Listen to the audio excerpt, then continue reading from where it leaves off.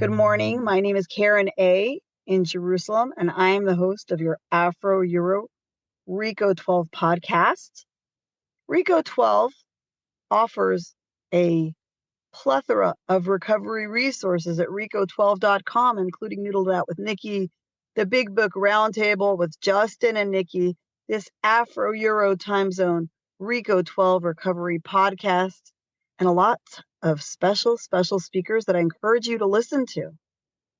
They come from all fellowships and all walks of life, and hopefully they will bring to you their message of experience, strength, and hope, and recovery through the 12 steps of Alcoholics Anonymous. We don't all work the same exact program. We don't have the same exact sponsorship method, but just for today, we're living, happy to tell the tale, and working with others.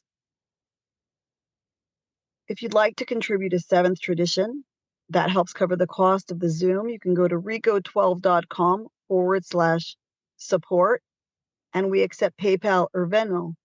If you would like to share your experience, strength, and hope, whatever fellowship you are in, I would love to host you here. I'm looking for new speakers in our time zone, more recovered people, whether they live here or are just awesome and willing to stay up like our friend Debbie today. Stay up or wake up early, wherever you may be in the globe.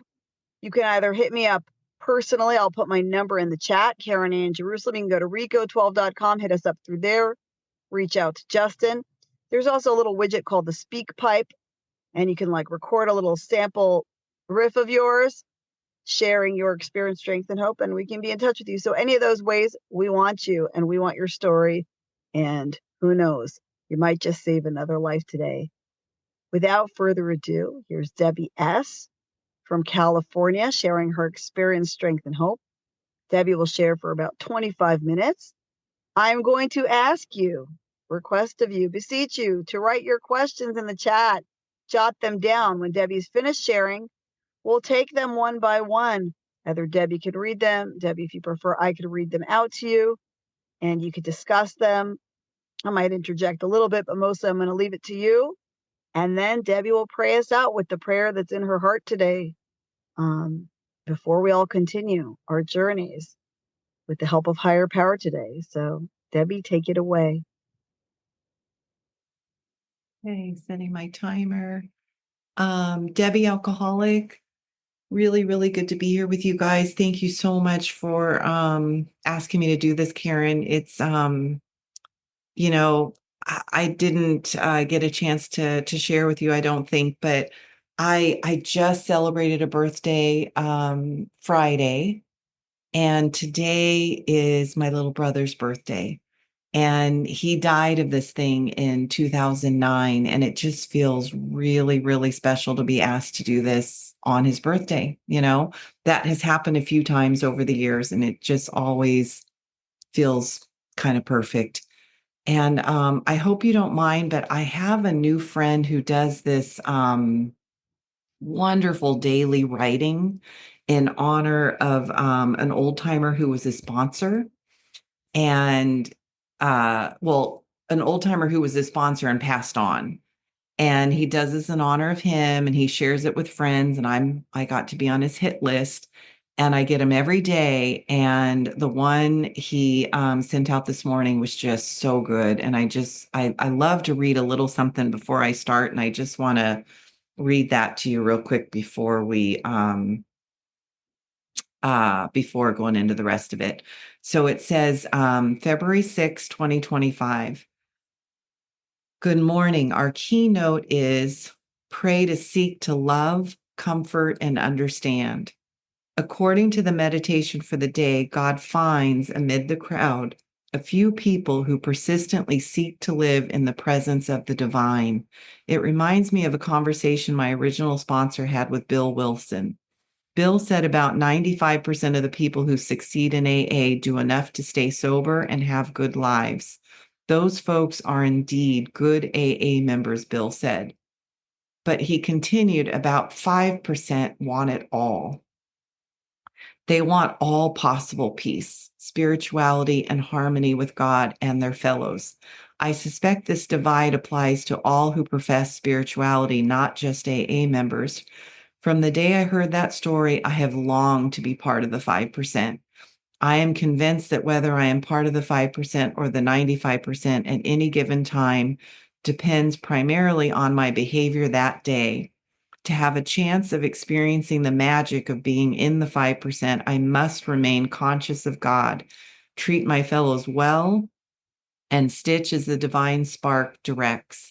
Uncle Don, it's kind of like an oscillating fan, back and forth, back and forth. When I was brand new sober, Bob told me that 5% of the people did 95% of the service work in AA. My experience tells me that is true. I don't do it because I think I'm better than you. I do it because of the way it makes me feel. I enjoy being useful and giving to others. That is the secret to my life. I did not know that. I thought getting what I want was the secret to my life. My focus was to be happy. I found out it's wanting what I got. Did I read that right? My focus was to be happy. I found out it's wanting what I got. I've learned that the focus here is usefulness. Happiness is its fruit. I thank you all for my life. It is filled with lots of fruit. It is fantastic. I love you all. So thank you for letting me share that. I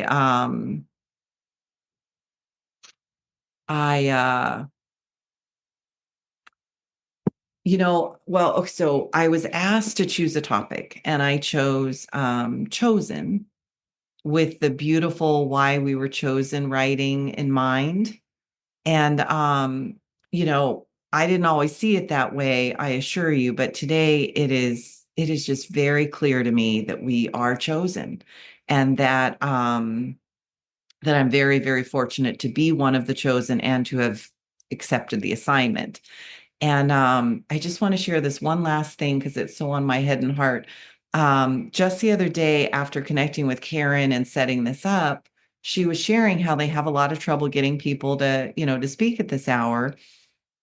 And so I reached out to, a few good people that I thought might just, be willing to do it. And I reached out to an old timer that I, think an awful lot of. And he sort of joked, OMG, midnight Pacific Standard Time. But he said yes, he said yes. And he gave me his sobriety date to pass on with his information.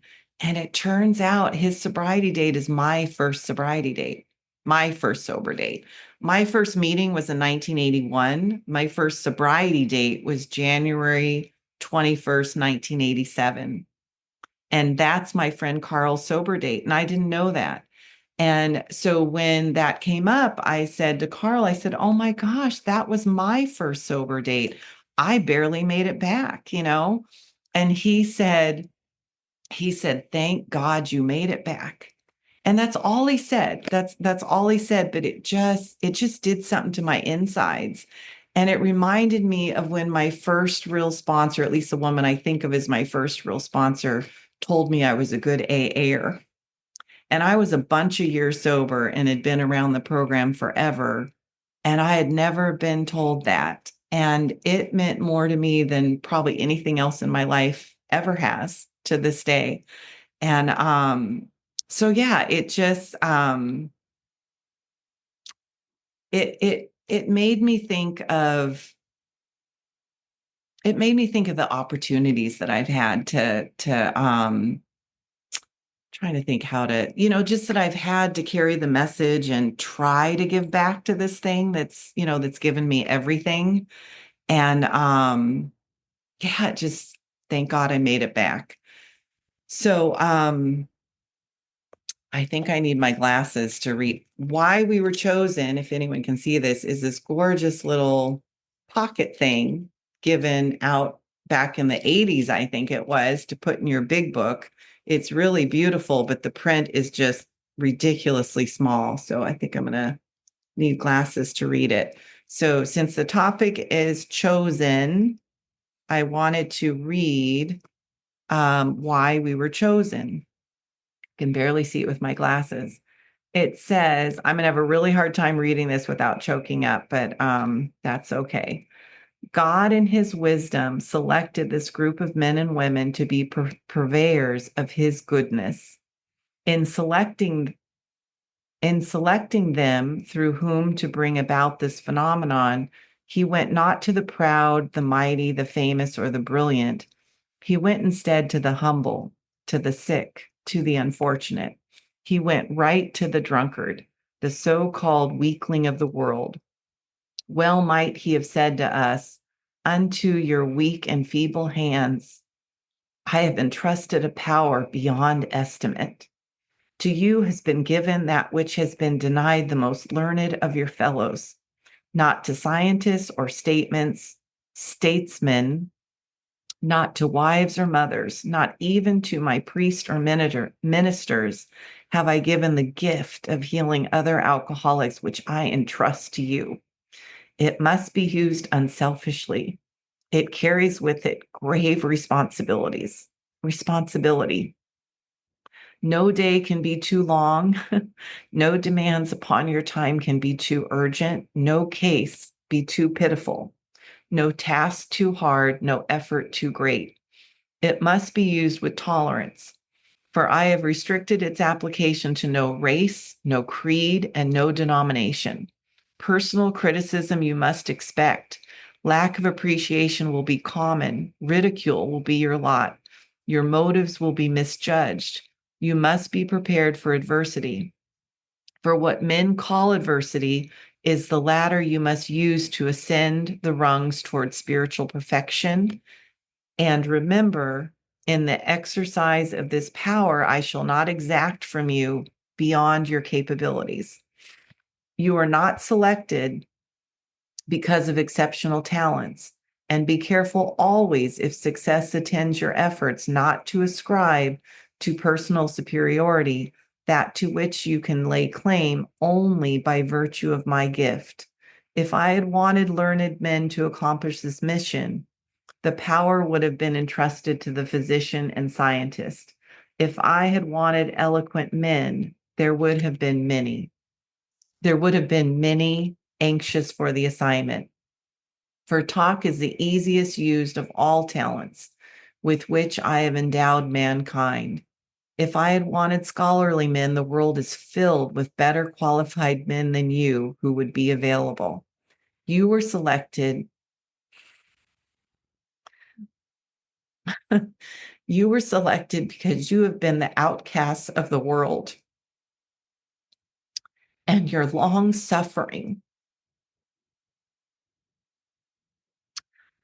And your long experience as drunkards. I don't know where I got the word suffering.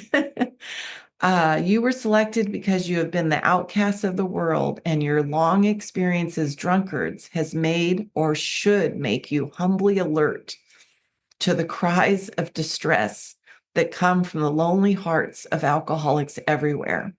Keep ever in mind the admission you made on the day of your profession in AA, namely that you are powerless and that it was only with your willingness to turn your life and will unto my keeping that relief came to you. And it's signed anonymous, and it has a serenity prayer after it. So yeah, I just wanted to share that, and that was what made me think of using the topic chosen. Like I said, I haven't always felt that way for sure. I certainly did not feel that way in the early days, but I can honestly say today that I really truly feel like I have been chosen. Like this is my purpose. Like I've not just been so incredibly blessed and afforded this, there's just not good enough words to say what I've been given, but I feel like for the first time in my life, I got here thinking I was garbage. I got here thinking I was garbage. And today, I have value, and, I have worth, and I have a very real purpose in my life. And it is like a mission, I see it as my mission today. It's very, very clear to me. I've had a lot of things happen in my life in recovery that have been really, really wonderful. There's been a lot of gifts, a lot of a lot of stuff on the outside that's been really, really incredible. I am a person who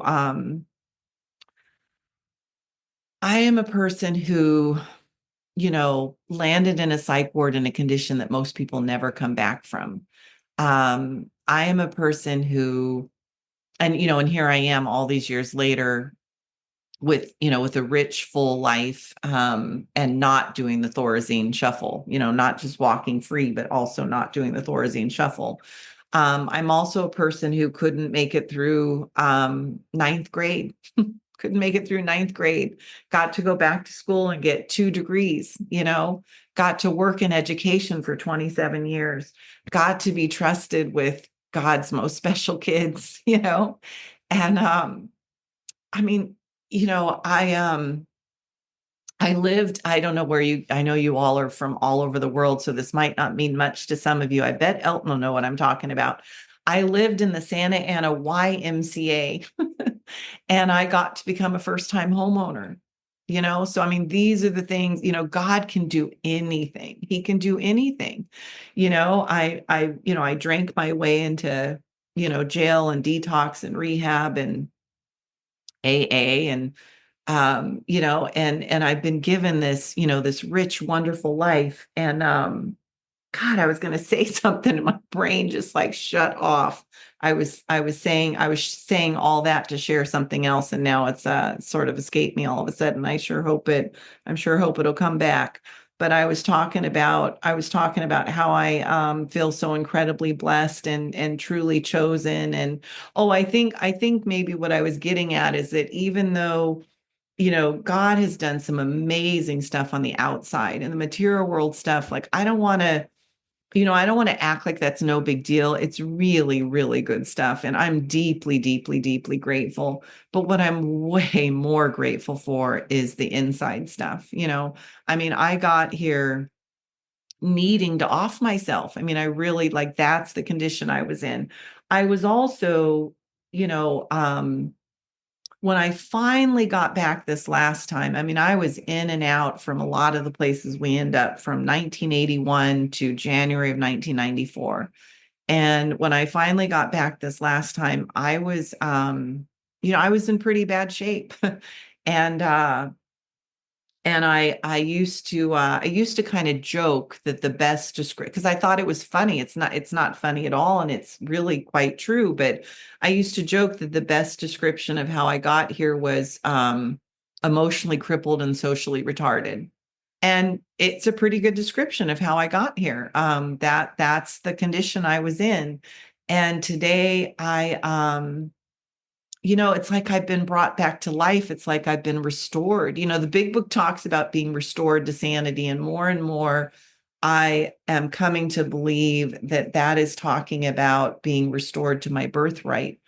And I just have been so freed and healed. And, I always worry that this sounds a bit too religious for Alcoholics Anonymous, but I really can't think of any other more appropriate language. It's kind of the only way my spirit knows how to say it. But I really truly feel like I was just plucked out of the depths of hell and just, given this brand new life. And it felt like a brand new life for a long, long time. Today, it feels more like um I'm not sure how to say this exactly, but it feels more like I think a lot of I read a lot of spiritual stuff that suggests that really we've just forgotten. We've just forgotten. And there's something about reading some of that just speaks to my soul and feels true. Sometimes things just feel true. And I really I feel that way today. I feel like I've been reminded of where I come from, reminded of who I am. And that's where I am today. And who I am today is not garbage. Who I am today is of great value. I'm one of God's kids, and I was telling someone today, I believe with every fiber of my being, like I'm one of God's beloved children. I am his beloved daughter. And And for someone like me to be able to say that, it just doesn't make much sense, you know. If you had known me back then, it definitely would surprise you for sure. Um, I was sharing a little bit with Emma before we got started. We were talking just a little bit about other fellowships, and you know, I've made some rounds, I guess, around the rooms, and really kind of found my way back to and stayed put and became a bit of a purist in Alcoholics Anonymous. But I've been all over the place because I qualify for it all, you know, and you know, part of my deal is well, you know, I like to share. I just turned 31 Friday. I just turned 31 years sober. And I think October was 28 years without a cigarette. And I think April will be 18 years completely free from food. And I'm about 14 years completely debt free. That was kind of a lengthy kind of a slow, lengthy process. But so I have, you know, I have a few different dates on things, and I have some things that I don't really have a date for that have just kind of gotten fixed and healed, and you know, things that I'm you know, one of the things that I'm more grateful for than I know how to say is really just that I'm a safe person in Alcoholics Anonymous. You know, like I can be trusted today. I can be trusted with all of you. And you know, I heard a speaker say many years ago, it was a woman who looked just as respectable as could be. You would have never expected. But when she shared her story, man, she, you know, you know, she'd done some stuff, and she talked about, you know, what a user she was, and, you know, the things that she did around men. And I related to so much of it. And I'll never forget when she said that, she said something about how she might have said proud. I would probably say grateful, but that, you know, she said something about the men being safe from her today. You know, the men of Alcoholics Anonymous being safe from her today. And you know, I hear that, and um, all men are safe from me today. You know, everyone's safe from me today, I hope, and I'm so grateful for that. And the thing about, I'm really aware of the time. I think I have about 5 minutes.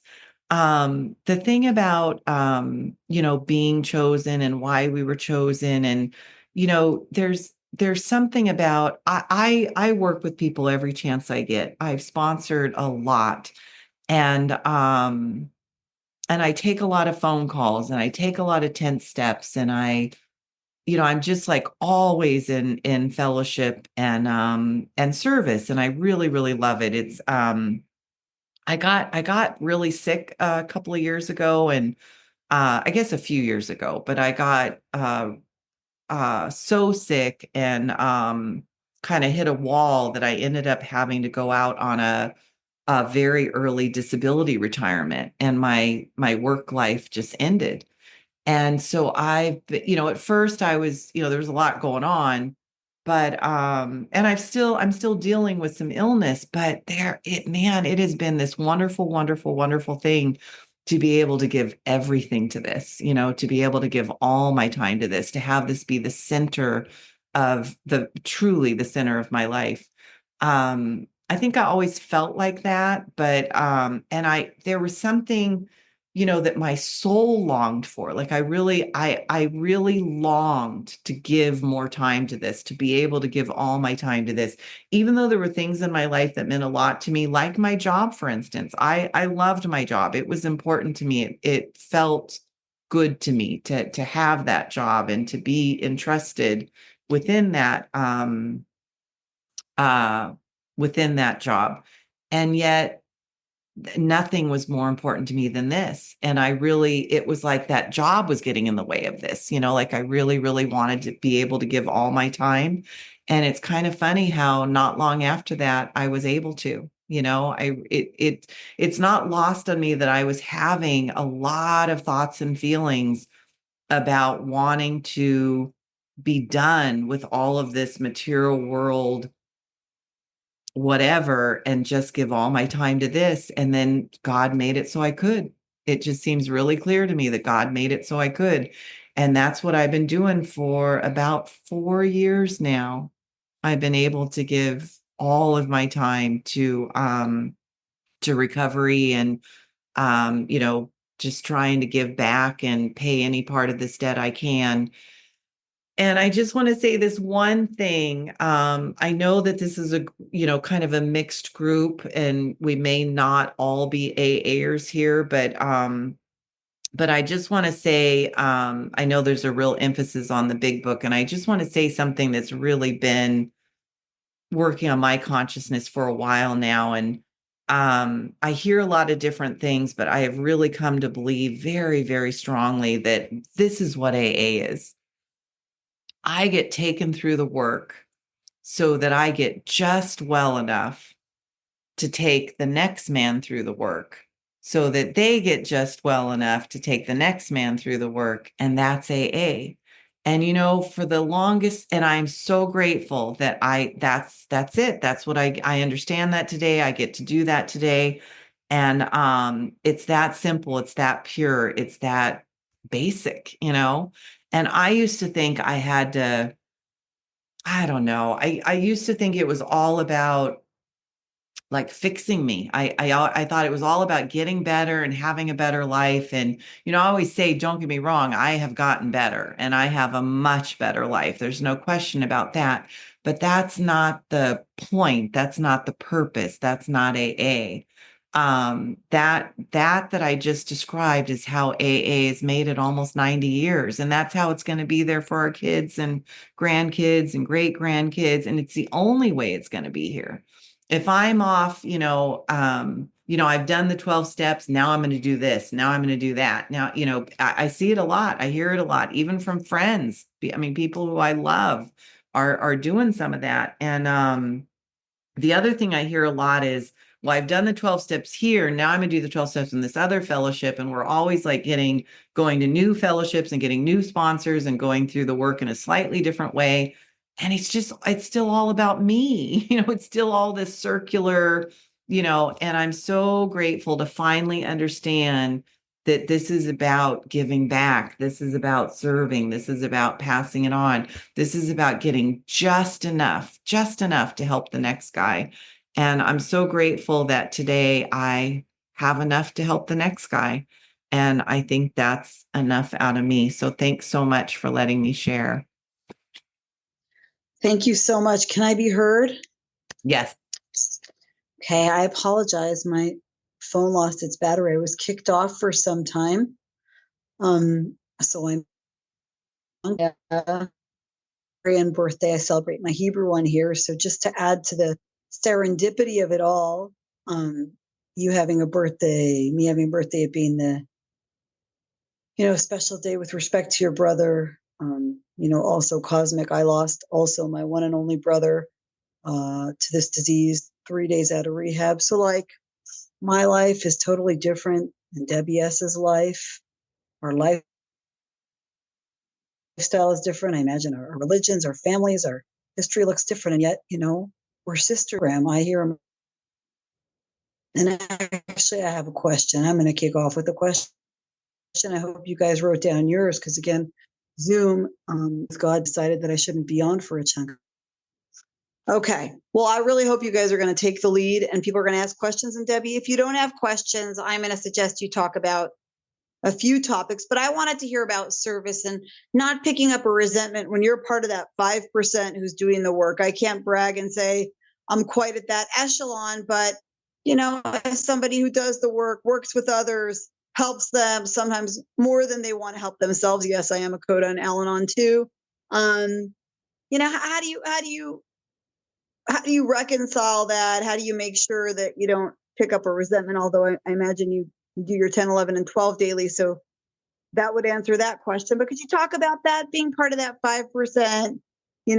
Sometimes it could be a lonely place, being chosen, as your topic says. Yeah. Gosh, that brings up so many things for me. my first real sponsor used to talk about our statistics and how staggering they are, and it's not good. And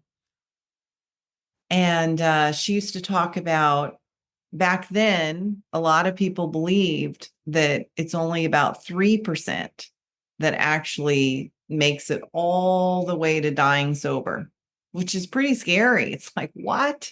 3%. And at first I thought, well, gosh, that's awful. Like, I don't want to hear that. I don't want to be telling people that. But then she said something that really got my attention.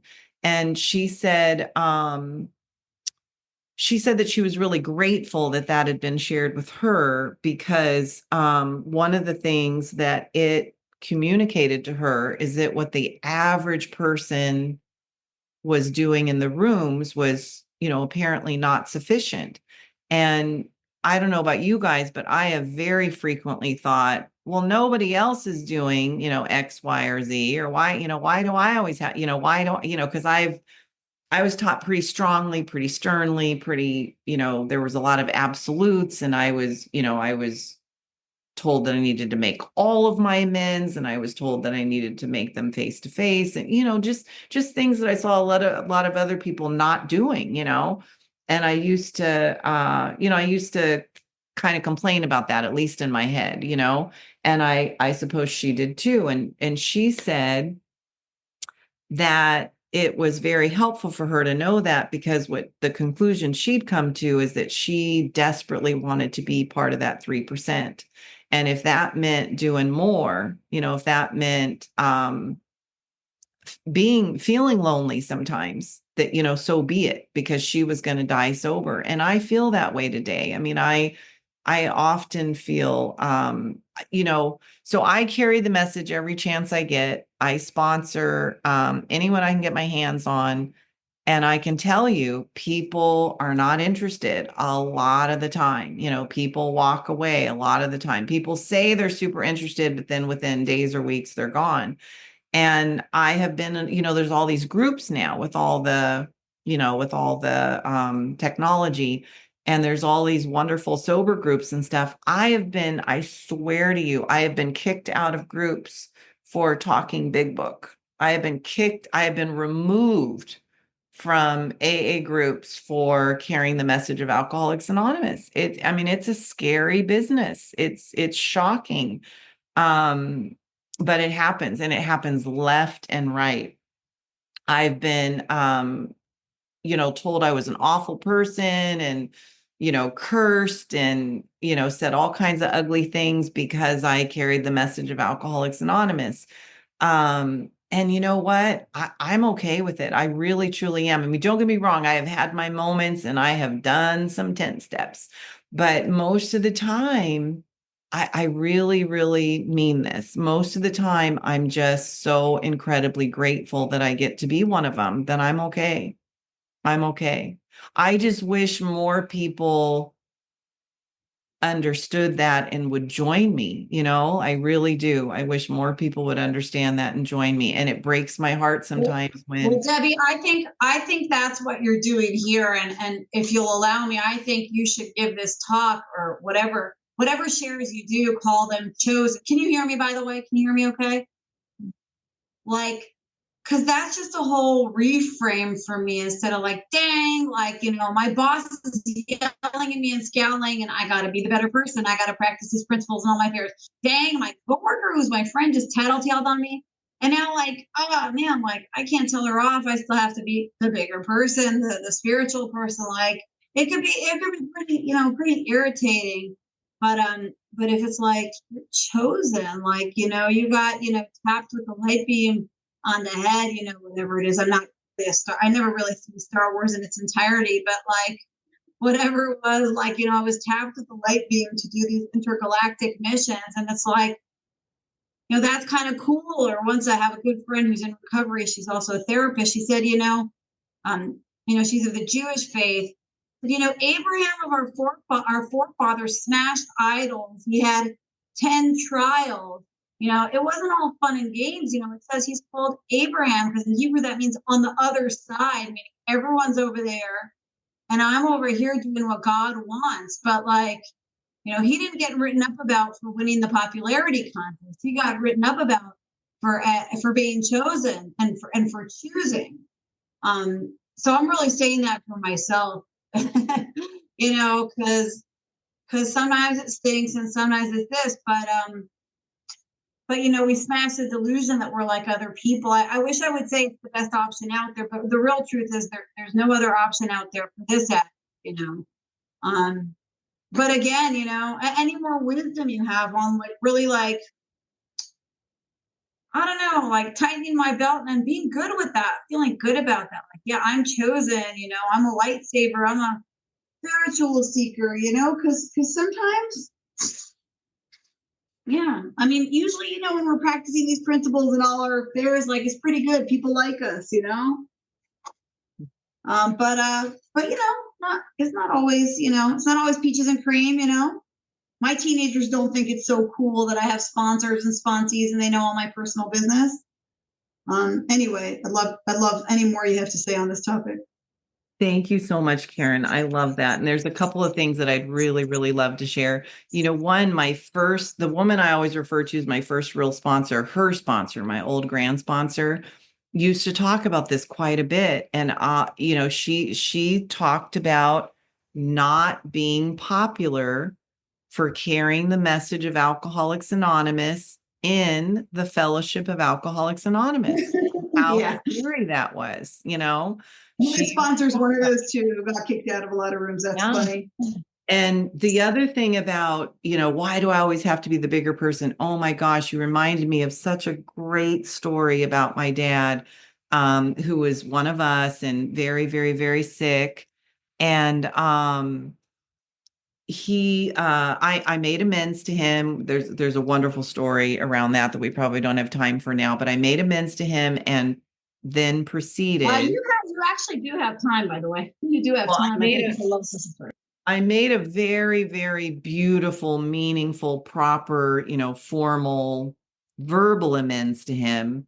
And then I honored it by showing up in his life until he died.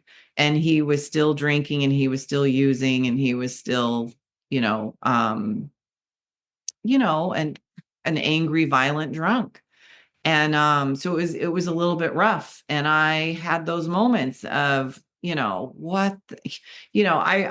never forget this. This is the best story I can think to tell, besides the amends itself. I'll never forget having done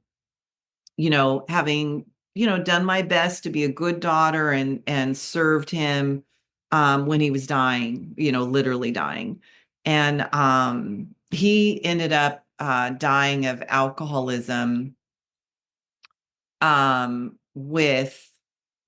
just say at the time of his death, he had alcoholism, COPD, lung cancer, and bone cancer. And he was still drinking, using, and smoking cigarettes. Like that's what I do. That's how we do it, And so at the end of his life, I was being of service to him. I was helping and doing things whenever I could. And I had this list of things that he wanted, needed, done, and, et cetera. And I took care of every last one of them. And I, spent time and money and went shopping for him and, really went out of my way and felt pretty good about it and stopped to get him this wonderful meal that I hoped I felt like I knew he'd love it. I felt like I knew he'd love it. And I showed up at his house and he was just drunk and in a foul mood and he was just mean, he's just kind of a jerk. And I will never forget being out in my car after the experience. I, hand delivered all of this stuff and this wonderful meal, and he was just a colossal jerk, And I behaved because I had been taught well enough by then, but man, afterwards I was in the car just vibrating with rage and crying my eyes out, because back then that was the only time I could cry, is when I was really, really mad. And I was really, really mad. And I was crying and I was complaining. I had my sponsor on I couldn't drive. I was just an absolute wreck. And I had my sponsor on the phone and I kept saying, why is it always on me? Why do I always have to be the better person? Why do I always have to be the bigger person? Why, I do all these things and he can just treat me like, and I was so upset. And I was hurt, I was hurt and I was offended and I was just beside myself. And I kept saying, why, like, why me, why me, bunch of self-pity. But I said literally, why do I always have to be the bigger person? Why do I always have to be the better person? Why is it always on me? Why? And she finally stopped me and she said, just like this, I can never say this without choking up, but she said just like this, because you can. She said, I didn't choke up that time. Oh my gosh. She said, because you can. And I don't know if you guys hear that the way I heard it, but I mean, I was like, why? And she said, because you can. He can't. He can't. And something inside of me just shifted and I got it. Like I got to live. I got to be free. My dad wasn't winning. My dad was losing. He was dying a horrific death. And I had this crazy idea that he was getting over on me because he was treating me badly. No, I was fortunate enough to be capable of showing up. I was fortunate enough to be a good daughter. He was not capable of being a good dad. He wasn't capable of being anything. He just, that's what I'm more grateful for than anything else, that I have the capacity that I do today. I have a depth of, I have great capacity today. I have a depth of, love and compassion, and like I have really, this sounds so crazy, but I really, really believe this. This recovery journey, it's taught me how to be human. It's taught me how to be human. It's taught me how to be a human being. It's taught me how to be an authentic, vulnerable, wildly imperfect, human being, and to love other human beings. I had no idea how to be a human being, and I definitely was not interested in, it was just not okay to be human. It was not okay to be real. I didn't know how to deal with people. I thought maybe I could be okay if I could just, get all of you to leave me alone. I really just kind of wanted to be left alone and drink myself to death. Like that's where I was. I just wanted to be left alone and drink myself to death. And today I am so unbelievably grateful to be alive. I am so unbelievably grateful to love the people in my life and want to be with them. And I think there's a question or two. And then if there's not, or if there's still time, I'll share the story about the amends to my dad, because I know that it's a pretty good one. But I'm so blind, I might need my glasses. I read the other day, God cares more about our character than our material life. Oh yeah. I believe that with every fiber of my being. And then what would you both suggest if I made an amends to someone, as my sponsor suggested, as a message? The person has asked me to call them, which I was happy to do, but my sponsor thought that I should write it.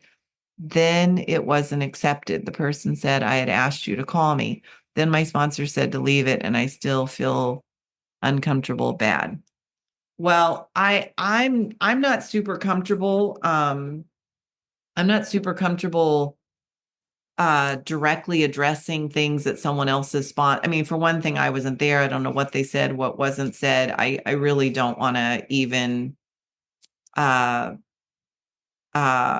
potentially bad mouth someone else's direction. That just doesn't make sense to me. But all I can do is share my experience with amends. And my experience with amends is that I was taught that it should be done directly. And the only time I would ever not do it directly is if the person I owed the amends to was not willing to have it any other way. So under no circumstances would I have the person I owed the amends asking me to do it directly and then not. There must be a whole bunch there that I don't, there must be a bunch of information there that I don't have. But I was taught to write out the amends. The big book talks about letters. I've never sent one, but I've written them. And if the person would like to have it, I give it to them. They might want to keep it. They might want to read it again. But I write it out, full-fledged letter. I ask the person's permission to make it. I don't just, surprise people, corner them casually. People talk about casually and nonchalantly just waiting for the right time. And I don't know, I wasn't taught to do that. I was taught to ask permission and to make arrangements and to, kind of honor that whole process. And then if the person allows, and it's possible, I make it in person. If the person for any reason refuses, my request to do it in person, I then ask if by any chance they'd be willing to do it over the telephone. Like if they'd be willing to just let me read it to them over the phone. And if they're not willing to do that, I ask them if it would be all right if I sent them the letter so that they could read it when and if they wanted to. So I try all three things. And if they still say no, I thank them and accept that and move on. And whenever I've not been able to make an amends, as directly as possible. Most all of my amends were made in person, but whenever I was not able to make an amends as direct as possible, I did it on my knees and I gave it as though I was giving it to God and perhaps even like through God to the person, I hope, is kind of what it felt like. And it was always with the understanding that I was only doing this because there didn't seem to be another way. And if at any time there was, that I would do it. And that if at any time, God would have me do something more different, that I was willing, that I would not. There were a couple of people that I couldn't find. And so I did them in prayer and asked God to please take it to them. And if ever the people turned up and I was given an opportunity, I would make it. And I had couple of occasions where I got to do that, where people from the past just showed up out of nowhere years after I'd made all of my 9-step amends. And I got to ask them if I could make that amends and make it. And I also had some people who'd passed away and I made those on my knees in prayer to God. And there were also some things that I was able to do, like people talk a lot about living amends. I'm not sure that's really in the big book. And I'm never quite sure, because it's a little bit, I don't mean this to like in a bad way necessarily, but because it's sort of made up, I never know exactly what people mean by it. It could mean different things to different people. But I've always seen the most important part of amends. Now, writing the letter and reaching out and getting the permission and, that humbling experience, there is nothing else like that. But the real thing is then honoring it. The real thing is amending. I can write a beautiful letter and I can go and give you this gorgeous, formal verbal amends. But if I turn around and engage in the same behavior, it means nothing and absolutely nothing. And one of the things that got me, not right away, but a little bit further in, is I also have to make sure I'm not guilty of the same behavior with anyone else either. Like I can't just say, I'll never do that again to you or with you. I need to not do those kinds of behaviors at all. I mean, that's part of amending is getting better, being better. And I think there might be another question. If you had someone 1,000 or 600 miles away, would you make the journey to make amends in person? 600 miles. I'm trying to think what 600 miles means.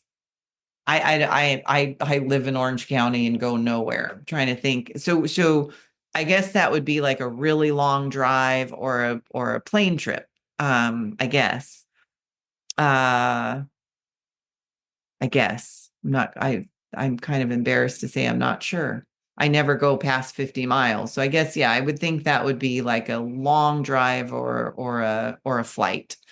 And 12-hour drive. Thank you. That okay. So, I think honestly it depends on the person and the amends. I would pray about it. I would talk to my sponsor about it. If it's something that's messing with your spirit, if it's something that's important, if it's something that's big, if it's someone that's significant, absolutely. Absolutely. If it's you know, one of dozens of exes, I probably wouldn't. I'm not sure. I'm not sure that's necessary. I'm not sure that's even helpful or even wise. um but yeah, I think it depends. If it was a family member or my dearest friend from childhood or someone that I just was kind of tortured by what I'd done, I absolutely would. I absolutely would, because I'll do anything to be free. I'll do anything to be free. And that really is what it is for me. The thing that I really feel like I understand about amends that I didn't always is I used to think amends was about like making things right with that person, like kind of mending a relationship. And that can happen sometimes. It does happen sometimes, but that's not what amends is. Amends is at least not in my head and heart. I should be very clear about that.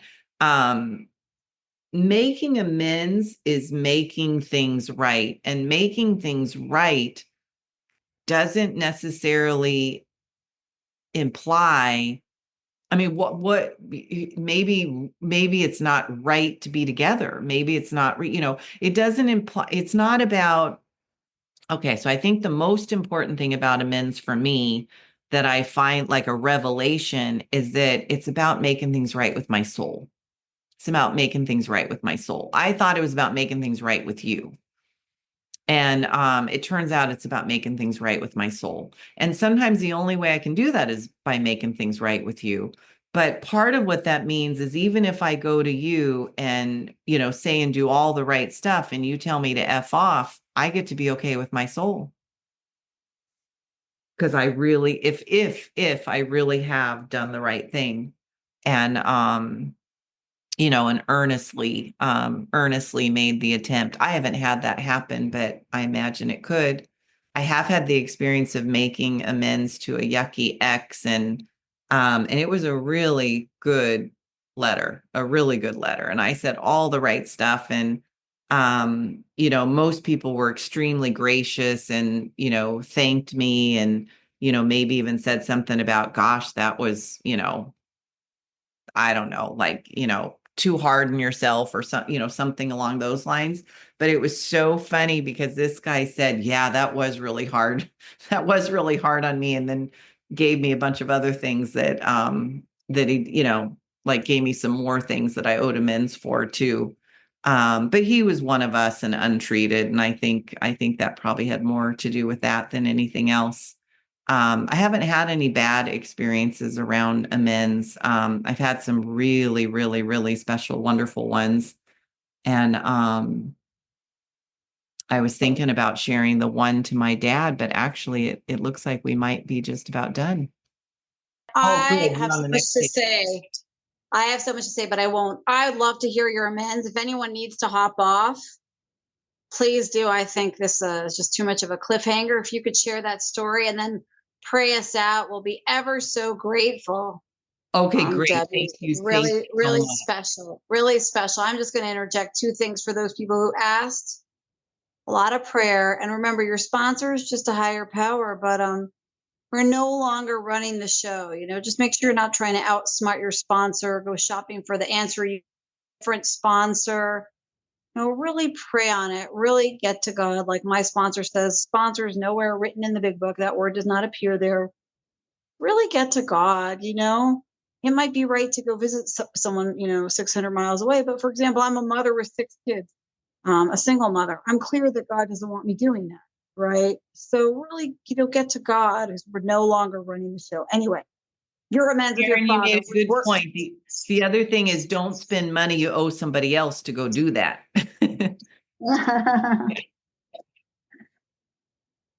Sorry. Okay, we're on the edge of our seats, Debbie. Okay, okay. So I'm gonna as fast as I can. Okay, so the dad story. I share the story. No, I mean, you take the time you need. Anyone who needs to get off can, and we thank you and we love you and have a beautiful day.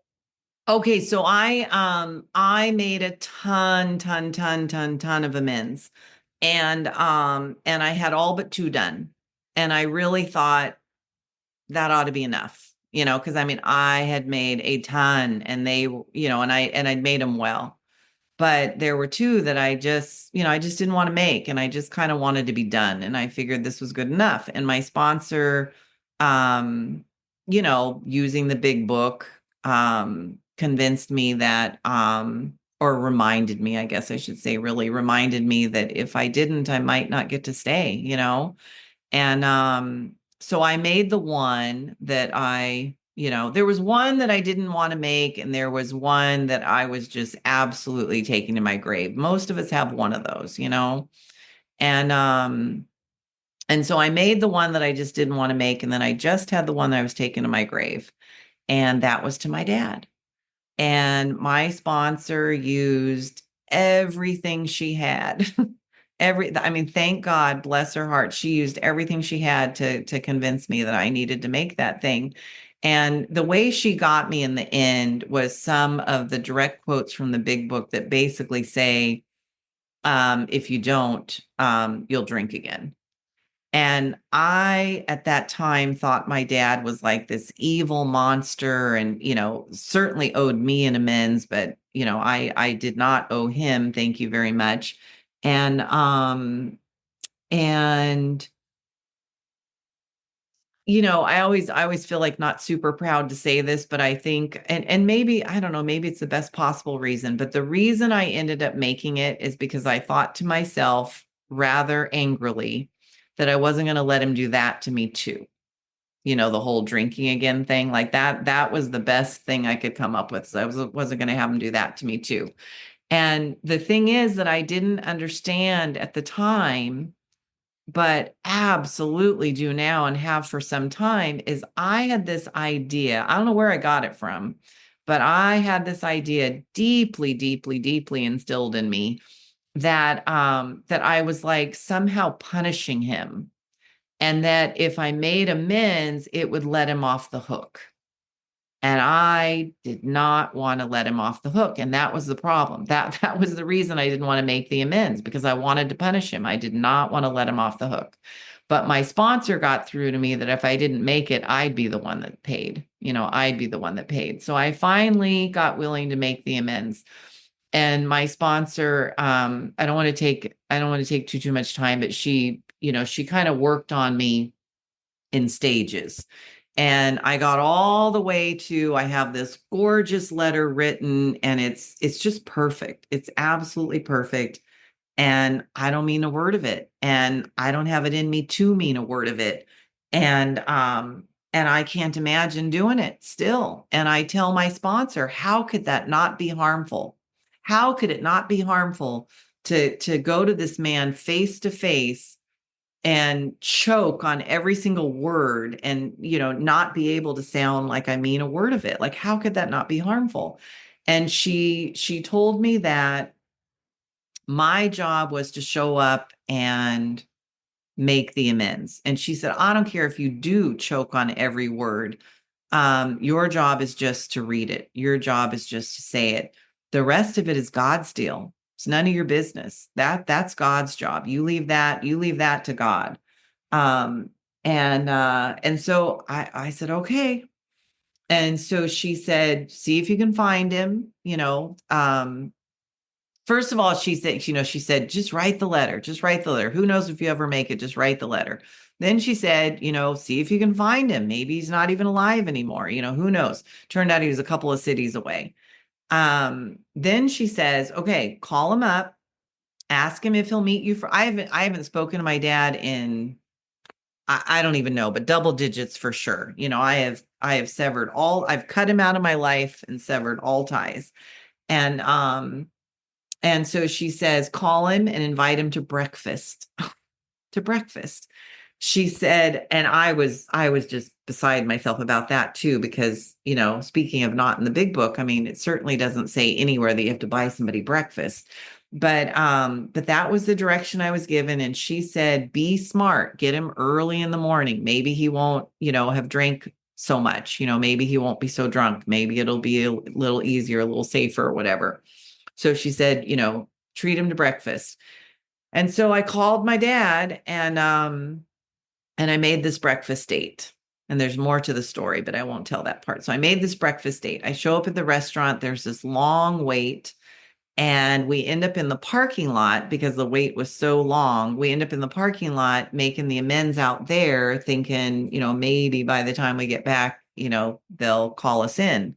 And so we go out to his truck and I read the letter. I've already told him what I'm looking to do and what I'm gonna do. And I read the letter to him. And honest to God, I choked on every word. I mean, it just about killed me. I mean, it was like I'm so gross, but it was like choking back vomit, But I read it. I read every single word, but man, it was clear as day that I didn't mean a word of it. And when I got done, I thought, oh God, this is not good. And I looked up and looked over at my dad, and it was really kind of a spiritual experience of sorts, because it was so clear to me that he'd had a completely different experience. And that was weird. Like that, I could not explain. I looked at him and it was very clear to him that he had not heard the choking. He had been extremely moved and touched and like deeply impacted by the amends. The only trouble was I felt exactly the same. Like there had just been no change for me. Nothing had happened. I could see something had happened for him, but nothing had happened for me. And then, I was in this position of, I was a little bit scared, to tell you the truth. I think it might be the only time that I worried that maybe it didn't work. Like maybe this thing didn't work. And I still had to have breakfast with him and I still had to pay for it. And I was not happy. But we go and I was, I was just dying to get out of there. So we finally get called into breakfast. And we go inside and it's weird because this was daytime, but it was kind of a dimmer restaurant. We had kind of this dark corner booth, and we get put back in this corner, and I, hop up in the booth. And the more I think about this story, the more I realize I was squirming because I was uncomfortable. Like I just, I was kind of moving around in my seat and trying to get comfortable and messing with my purse and, stupid stuff. And finally, there was nothing I could do but look up. And when I looked up, I had to look right across the table into my dad's face because, I mean, we were in pretty close proximity. We were in a little 2-person booth. And so I look up, and I swear to you, I have the most profound spiritual experience I've ever had. I've gone from absolutely nothing happened and this sucks and I can't believe I still have to do this. And I guess maybe like my insides just needed time to catch up. I don't know. I can't explain it. But I look up and it was like I saw the truth. It was like, I think I have this sneaking suspicion. I mean, what do I know? But I have the sneaking suspicion that what happened is I saw my dad as God sees him. It was really powerful and really strange. It was like I've never had anything like this happen before. It was like the whole universe shifted, like everything changed. And I looked and I saw that my dad was just this, really, really, really sick old man, all alone, suffering and dying, dying. And I didn't know it at the time, but he was already quite ill. He didn't know it either, but he was dying. I mean, he was literally dying and closer to death than we knew. And but I just saw him. I must be really tired and disconnected, because I have never, ever, ever been able to share this story without just falling apart and being reduced to tears. I hope it doesn't ruin the power of the story, but that I'm kind of a little bit shut off somehow. But yeah, I looked up and I don't know, I had this depth, and I really mean this, like depth of compassion that I'm not sure I'd ever had for anyone, and definitely had never had for my dad, and wouldn't have thought I could possibly. I'm not sure I thought I was capable of it for anyone, certainly not my dad. And I had it for my dad, and it was like I didn't have to hate him anymore. I didn't want to punish him anymore. I wished him freedom. I saw the suffering. I saw my fortune too. Like, I saw that there was something about seeing what I saw in him that allowed me to see how free I was, and how fortunate I was, and how blessed I was. And there was like this God's grace and mercy, and, it just all became very, very clear to me. And yeah, I'll never, ever, ever forget that moment in that restaurant. And the truth is, after that, our relationship was not magically restored.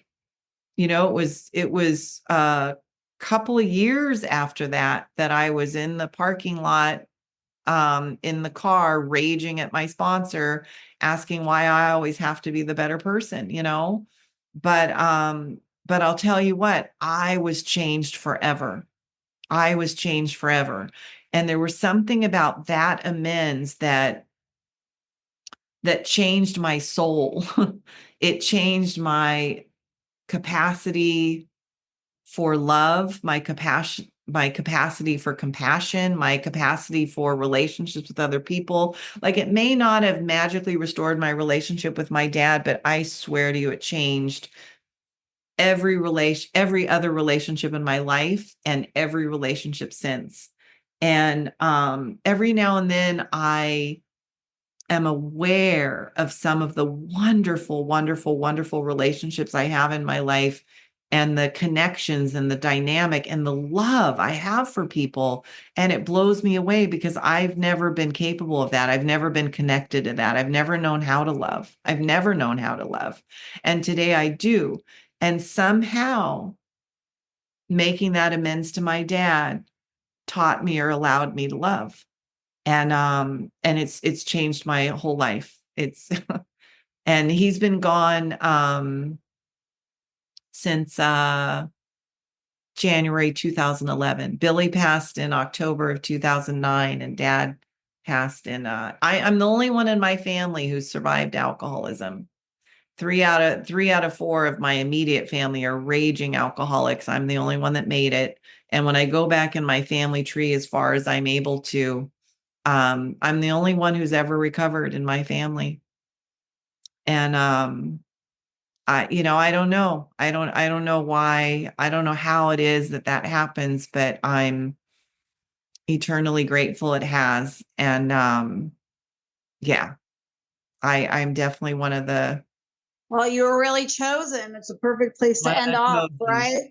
That's your topic here, is chosen. You were chosen, and you were chosen to live, and chosen to help others, and chosen to live a life with higher power and service. And we're so grateful that he chose you. And I really just feel like your new sister. So you may have lost a brother. You just gained another sister. And I'm sure there are other people on the line who feel that way, and who just identify so much and are so grateful to you.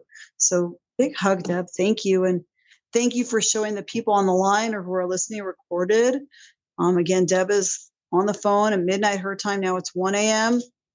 Big Book talks about going to any lengths to get our recovery. You see this woman before you, heard her story. Simple, not easy. A price had to be paid. Not messing around. She knows if she wants to live, she has daily reprieve. And if God chose her, if God tapped her on the shoulder to speak at midnight, when it works, she says yes. So there is something to be learned here, party people. There is something to be learned. Price had to be paid. Mind you, I had a flat tire this morning, God shot, third one I had in 2 weeks. I never had more than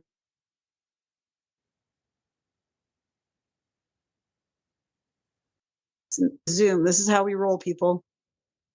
This is just what we do. We go to any lengths, we do our best, and God does the rest. And with that, will you please pray us out, my sister? Oh, I have to pull up thank you. I almost forgot. I have to pull up I'm going to share a version of Dr. Bob's third step prayer. I just came across it recently and I'm kind of in love with it. It's sort of my new favorite prayer for the moment. I'll have a new one shortly, but it's a little bit long, but I hope you'll stick it out. It's a good one. So it's Dr. Bob's third step prayer. Again, I think it's just a version of it, but it says, "Dear God, I'm sorry about the mess I've made of my life. I want to turn away from all the wrong things I've ever done and all the wrong things I've ever been. Please forgive me for it all.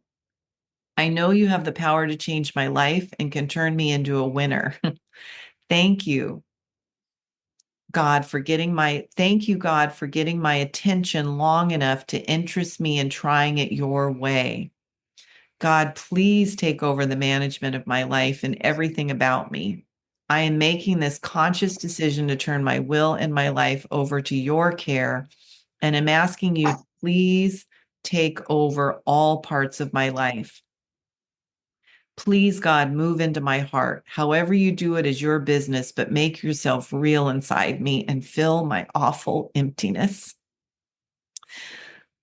Fill me with your love and Holy Spirit and make me know your will for me.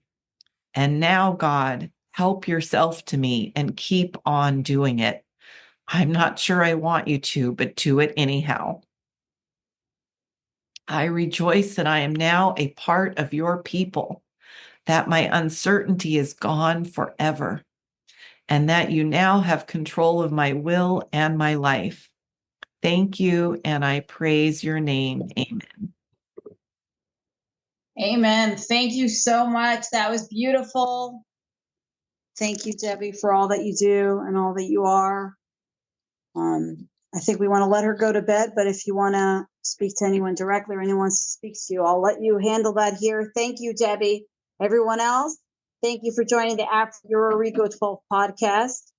Keep shining your light. Keep working your steps, including step 12, working with others one day at a time. The world will be all the better for it. Thank you.